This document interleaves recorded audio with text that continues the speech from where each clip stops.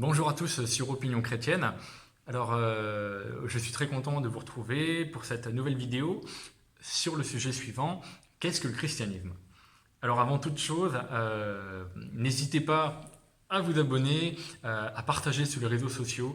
Euh, pour quelle raison? Tout simplement parce que Opinion Chrétienne, elle a été créée en 2021. J'ai besoin de soutien pour la faire connaître. Et donc voilà, si vous pouviez mettre un petit like, mettre un petit commentaire, faire un petit partage sur Instagram ou Facebook, ça me serait tellement utile. Donc merci d'avance à vous tous.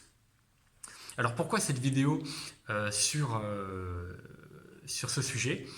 Bah, tout simplement parce que j'ai entendu tellement de préjugés depuis 2015, donc la date de ma conversion, et que ce soit à la télévision, dans les journaux, dans les films, euh, dans les discussions, hein, dans la vie de tous les jours, on entend tellement de caricatures, d'images, enfin d'informations fausses au sujet du christianisme, de la Bible, de Dieu, etc.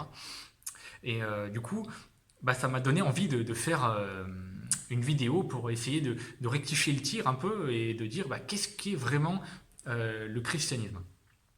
Bah, comme exemple de scandale, bah, je peux dire par exemple euh, dans l'Église catholique, voilà, on entend parler de pédophilie et c'est horrible. Franchement, je trouve ça tellement difficile de voir ça et ça décrédibilise complètement le christianisme. Et, euh, et le problème, c'est que beaucoup de gens, ils deviennent méfiants vis-à-vis des religions. Ils se disent, ah ben si c'est eux qui prêchent la bonne parole, bah dis donc, c'est bien beau le christianisme, hein. Donc voilà. Ensuite, au niveau des films, j'ai vu en décembre 2021 le film Le Tour du monde en 80 jours. Et à un moment donné, on voit Phileas Fogg euh, qui parle à une sœur, avec, vous savez, avec une coiffe, euh, une sœur de l'église catholique, très certainement. Et, euh, et la femme, elle lui demande de l'argent et elle insiste un peu, on dirait qu'elle abuse de son pouvoir. Et donc Phileas Fogg, il lui donne de l'argent et la femme, elle lui dit bah, que Dieu bénisse votre voyage et tout. Et elle a l'air un peu mesquine, quoi. Je me suis dit, mais quelle image les gens ils vont avoir, ils doivent se dire, mais les chrétiens, c'est tous des voleurs, c'est tous des hypocrites et tout. Donc voilà, ça m'a énervé, quoi. Euh, et enfin, que penser bah, des dérives sectaires? Par exemple, je ne sais pas si vous connaissez Benny Hinn, c'est un télé-évangéliste connu mondialement, et il demande beaucoup d'argent à ses fidèles, hein, et il leur dit, bah, de toute façon, Dieu va vous bénir, plus vous donnez, plus vous serez enrichis, etc. Et, euh, et ça, malheureusement, c'est pas dans la Bible. Euh, et du coup, quelle image ont les gens de la religion et plus particulièrement du christianisme? Voilà. Donc je suis triste de voir que les médias, en particulier français, ne diffusent que des images négatives. C'est incroyable. Et surtout que les dérives, les scandales, et les gens, ils ne retiennent que ça. Et surtout, s'ils ne font pas l'effort d'aller dans la Bible pour voir qu'est-ce qui est écrit, bah, ils restent avec cette image, et c'est dommage. Et du coup, en fait, on se rend compte que quand on lit la Bible, qu'il y a un décalage immense entre ce qui est écrit et ce que les gens font de la Bible ou en disent. Mais du coup, quand on lit la Bible, on se rend compte qu'il y a un décalage immense entre ce qui est vraiment le christianisme et ce que les êtres humains en font ou en disent. Du coup, il m'a semblé bon de faire cette vidéo pour se demander bah, qu'est-ce que la Bible, quel est son message, qu'est-ce qui est le christianisme. Et tout ceci, en fait, dans le but bah, de déconstruire hein, ces préjugés qui sont couramment entendus. Donc, c'est que le christianisme est vraiment. Donc, tout d'abord, première partie, qu'est-ce que la Bible?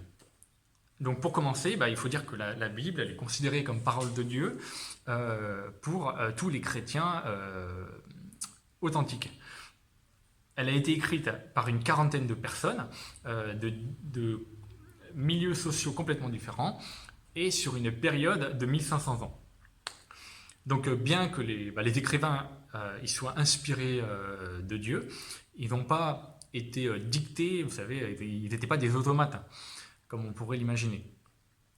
Dieu, il s'est servi de leur capacité, de leur personnalité, pour nous transmettre son message du salut. Du coup, la Bible, elle contient deux grosses parties, donc l'Ancien Testament et le Nouveau Testament.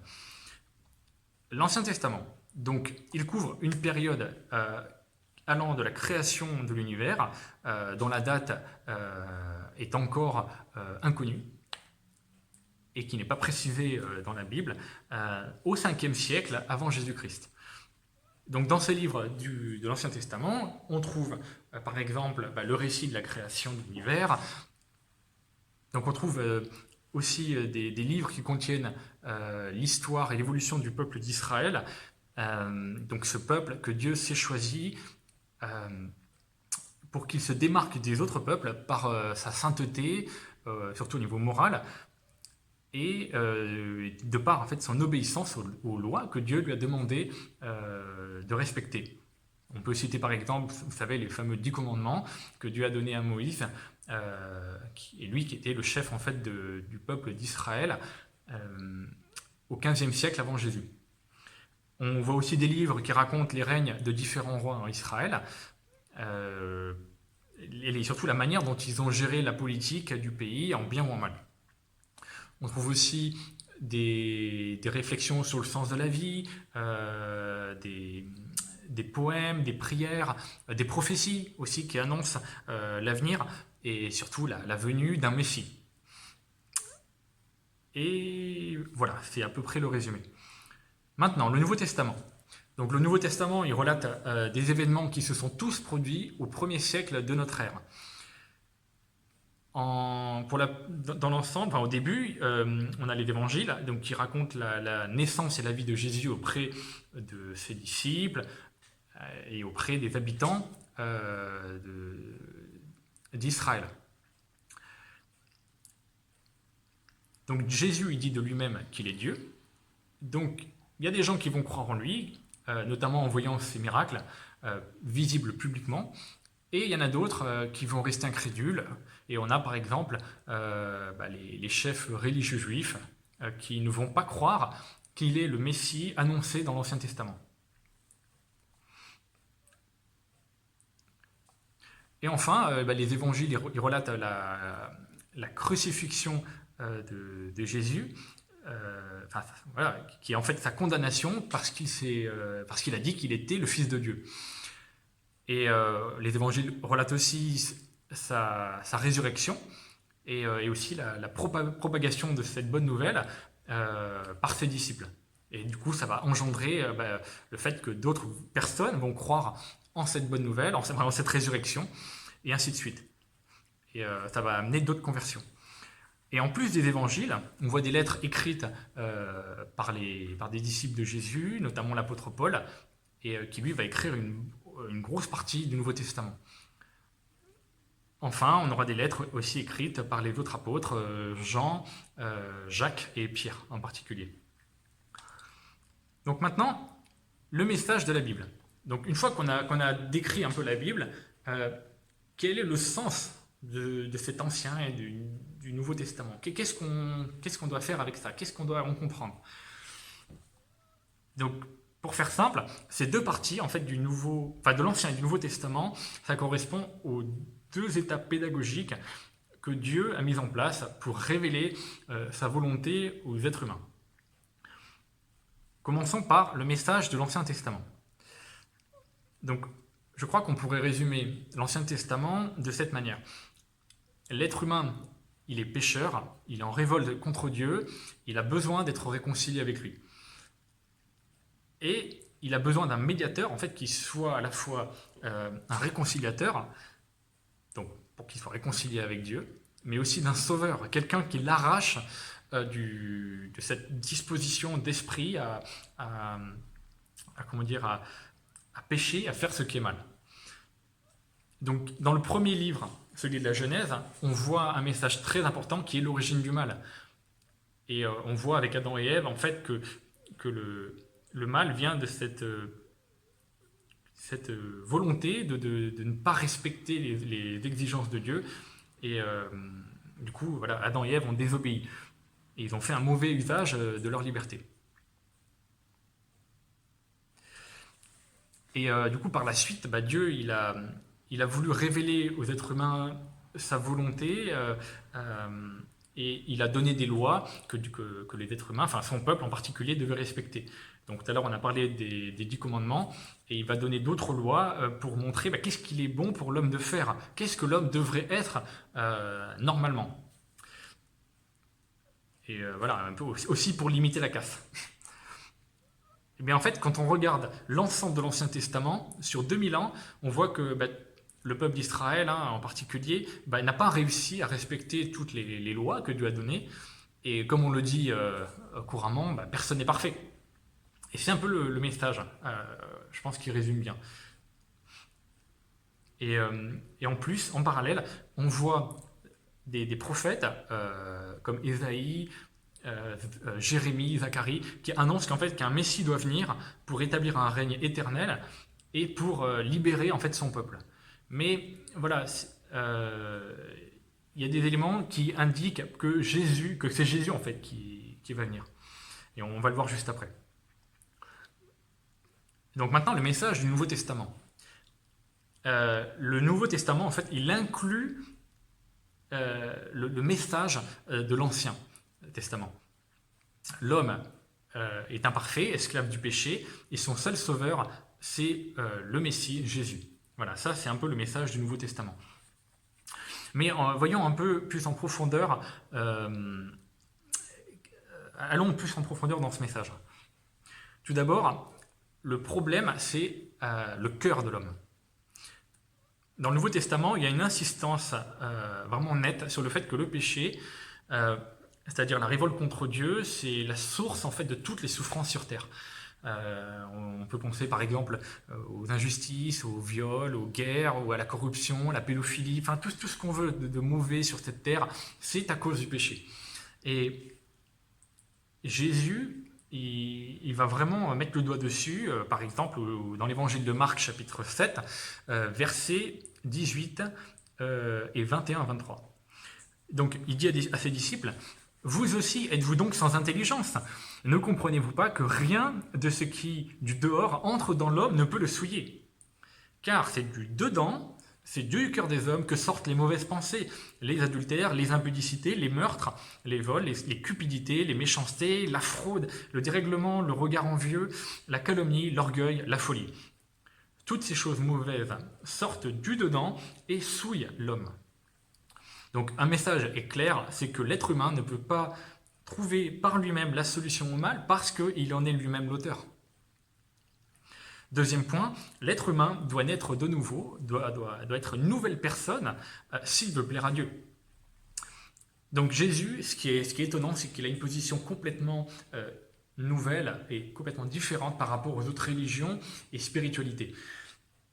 Pour lui, faire le bien autour de soi, c'est bien, c'est utile à soi et aux autres, c'est bon moralement. Mais cela n'offre pas le salut.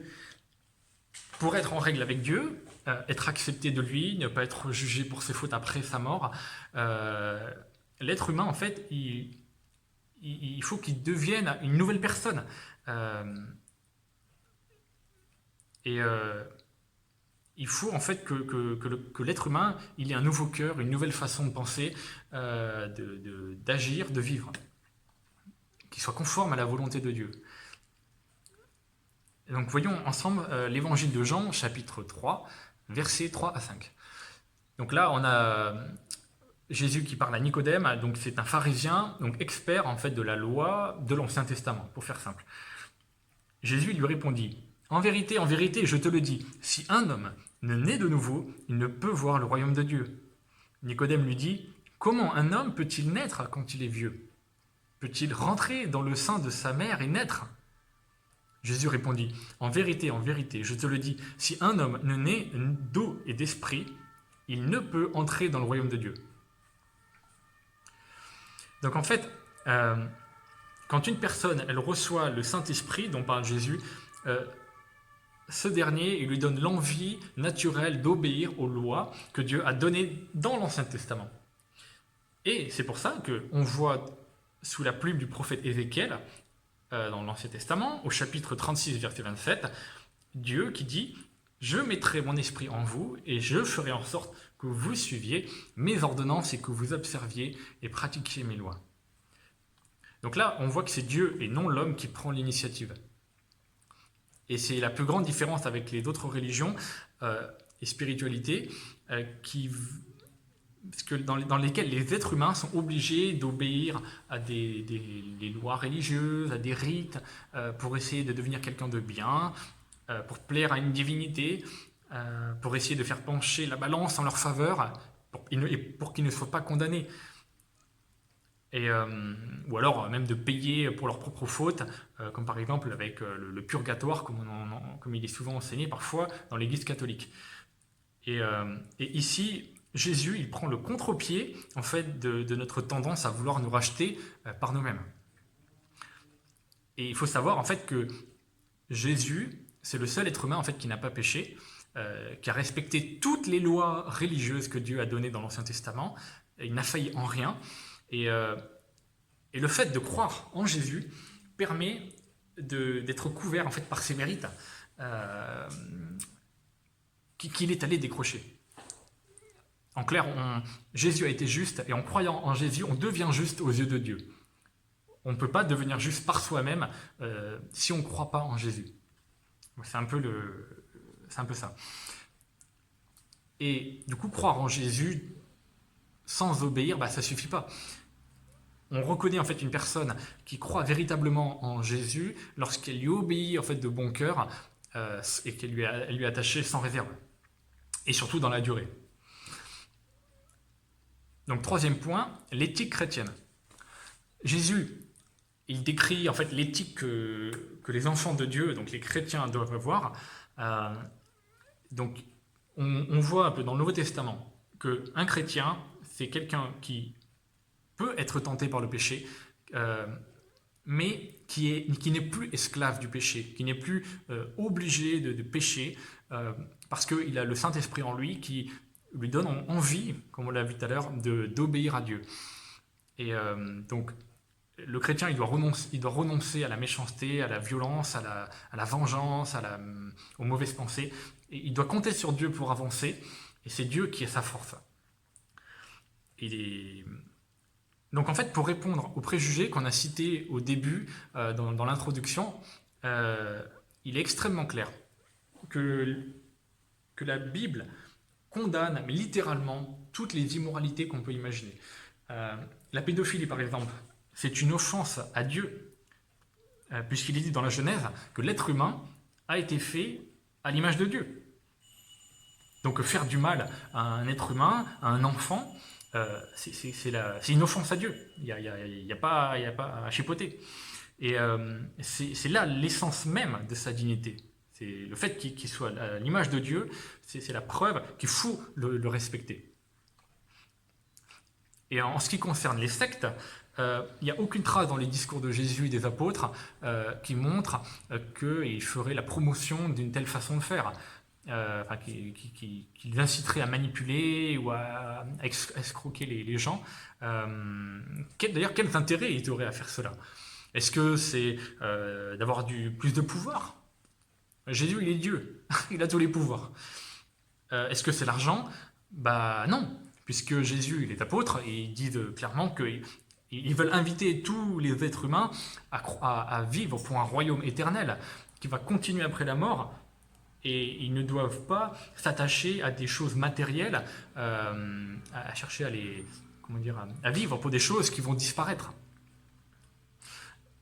Et si on prend l'exemple de Bénigne, qu'on a vu tout à l'heure, l'apôtre Paul, il disait à Timothée, un de ses disciples, dans le livre 1 Timothée, chapitre 6, versets 9 à 10, « Quant à ceux qui veulent s'enrichir, ils tombent dans la tentation, dans un piège et dans une foule de désirs stupides et nuisibles qui plongent les hommes dans la ruine et provoquent leur perte.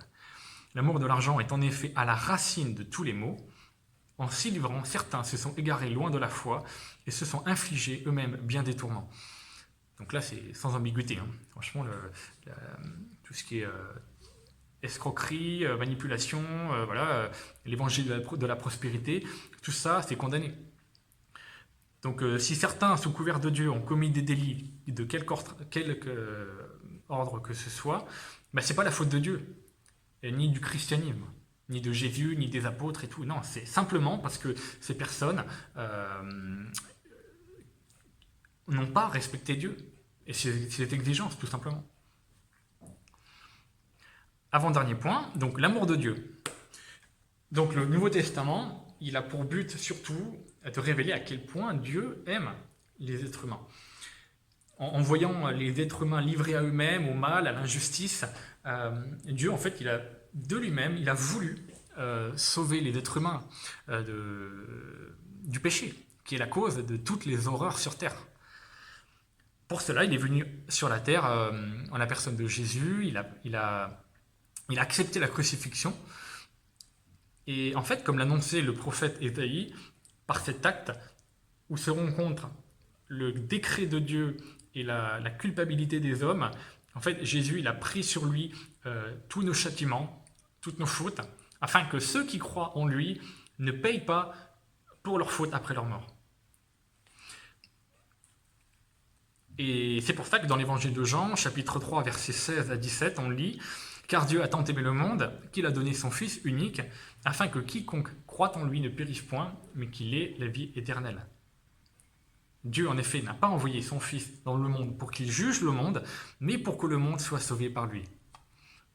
Donc là, on a vraiment une autre vision de ce qu'on entend dans les médias et tout, comme quoi Dieu serait un père fouettard, un Dieu méchant, etc. Enfin, dernier point, la destinée des êtres humains.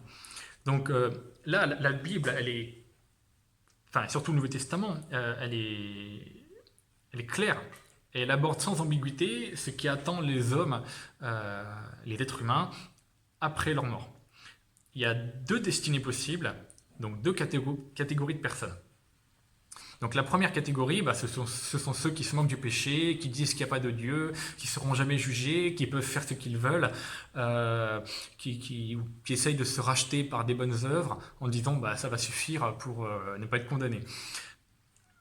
Et du coup, malheureusement pour eux, s'ils ne croient pas en Jésus, ils devront être condamnés et ils devront payer pour les transgressions commises durant leur vie. Parce qu'ils n'ont pas cru en Jésus et ils ne l'ont pas laissé payer pour eux. Du coup, en fait, on peut se poser des tas de questions sur à quoi va ressembler ce châtiment éternel dont parle le Nouveau Testament. Et Jésus, il dit clairement que ceux qui ne croient pas en lui, ils vont grincer des dents. Et